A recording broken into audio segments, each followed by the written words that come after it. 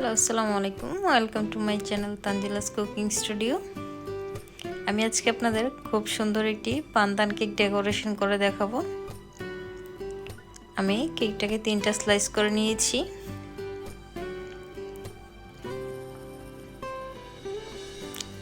এখন আমি বোর্ডের উপরে কিছুটা ক্রিম লাগিয়ে তারপরে কেকের প্রথম লেয়ারটা বসিয়ে দিব।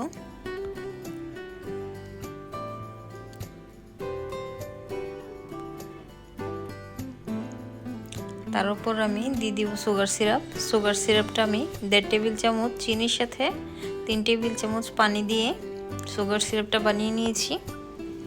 কেকের মধ্যে সুগার সিরাপ দিলে কেকটা খেতে ড্রাই লাগে না। সুগার সিরাপ দিয়ে প্রথম লেয়ারে ভালোভাবে ব্রাশ করে দিব।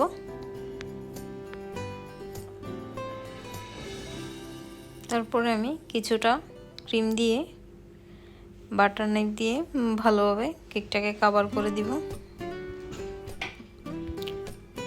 বাটার নাইফের সাহায্যে চারদিকে সমানভাবে ক্রিমটা স্প্রেড করে দিতে হবে।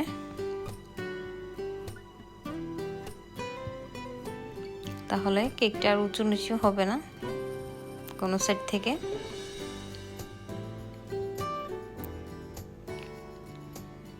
এখন আমি সেকেন্ড লেয়ারটা দিয়ে দিব। সেকেন্ড লেয়ার দেওয়ার পরে আমি আবারও সেম প্রসেসে সুগার সিরাপ ব্রাশ করে দিব।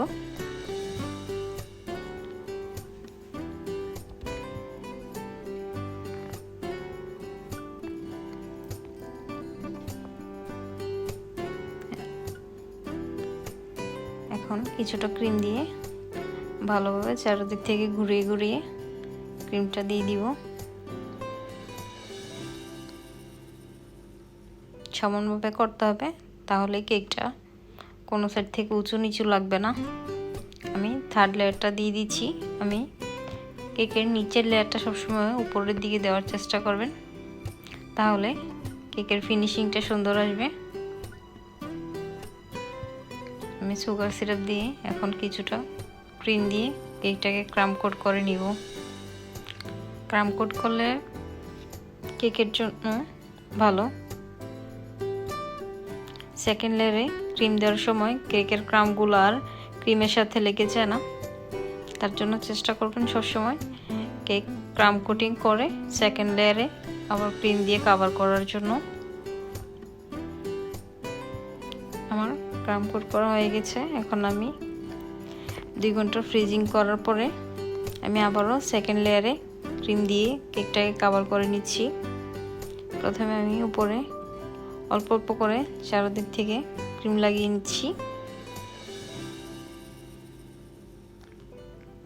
তারপরে আমি অল্প অল্প করে সাইড থেকে কভার করে দিব। টার্ন টেবিলটা ঘুরিয়ে ঘুরিয়ে একদম আলতো হাতে করতে হবে।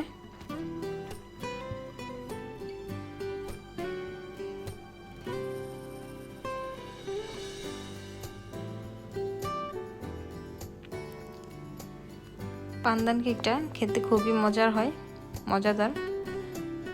আপনাদের যদি রেসিপির প্রয়োজন হয় আমি অবশ্যই আপনাদের সাথে শেয়ার করব।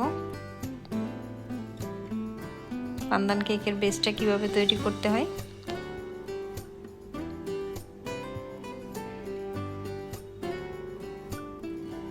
আমি বাটার নাইফের সাহায্যে ক্রিম লাগিয়ে নিয়েছি। এখন আমি আলতো হাতে উপরটা ফিনিশিং দিয়ে নিব।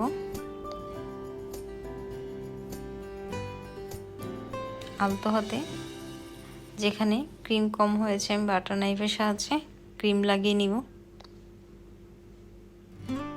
দেখুন কত সুন্দর ফিনিশিং চলে আসছে।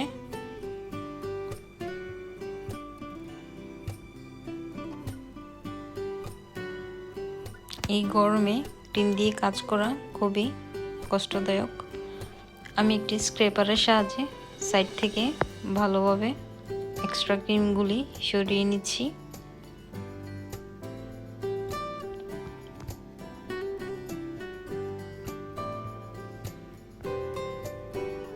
আমার ফিনিশিং দেওয়া হয়ে গেছে। এখন আমি একটি 1M নজলের সাহায্যে এভাবে ঘুরিয়ে ঘুরিয়ে একটি ডিজাইন তৈরি করে নিচ্ছি।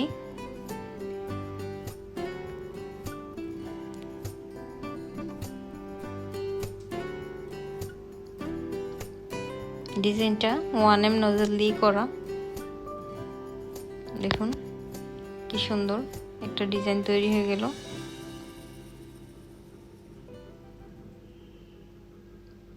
একদমই সহজ উপায়ে এটা নরমালি ডিজাইন তৈরি হয়ে গেল। এখন আমি একটি ছোট স্টার নজলের সাহায্যে সাইডে বর্ডার দিয়ে দিচ্ছি।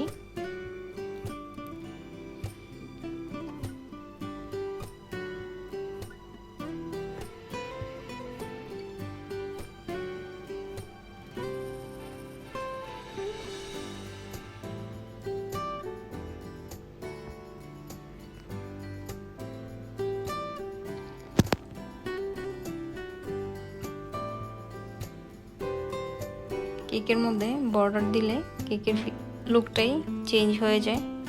চেষ্টা করুন সবসময় কেকের সাইড থেকে ছোট করে বর্ডার দেওয়ার জন্য, তখন কেকের লুকটা অনেক সুন্দর দেখায়। এখন আমি একটি রাইটিং নজলের সাহায্যে নাম লিখে নিচ্ছি।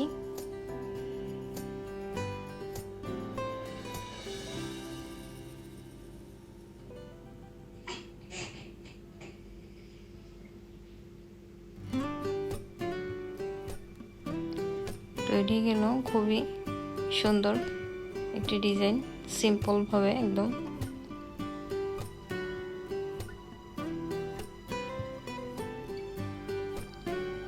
দুইটি নজল দিয়ে আমি এত সুন্দর ডেকোরেশন করে নিলাম একদম সহজ উপায়ে।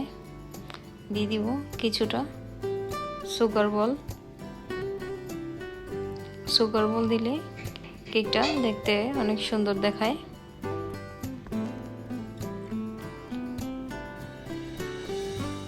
কিছুটা সুগার বল কেকের মাঝখানেও ছড়িয়ে দিব।